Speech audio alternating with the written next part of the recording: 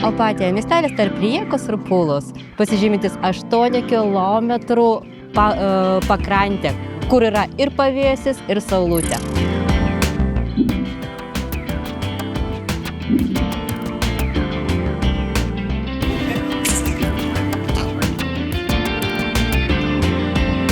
Kuo ypatingas Opatijos miestelis, kad čia yra smėlėta pakrantė ir nėra ežių, galima laisvai maudytis ir vaikščioti dugnu.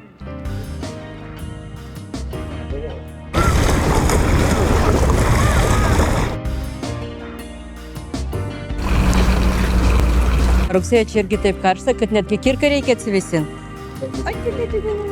Oi, kaip. Oi.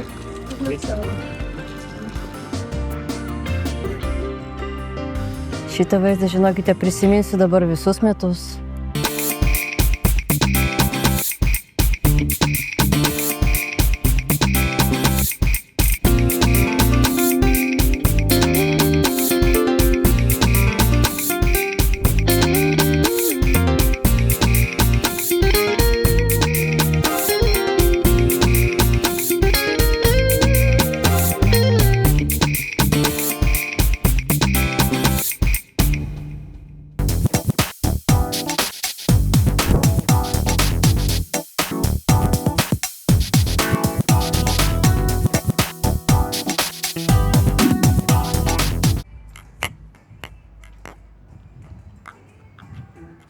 Be happy and smile.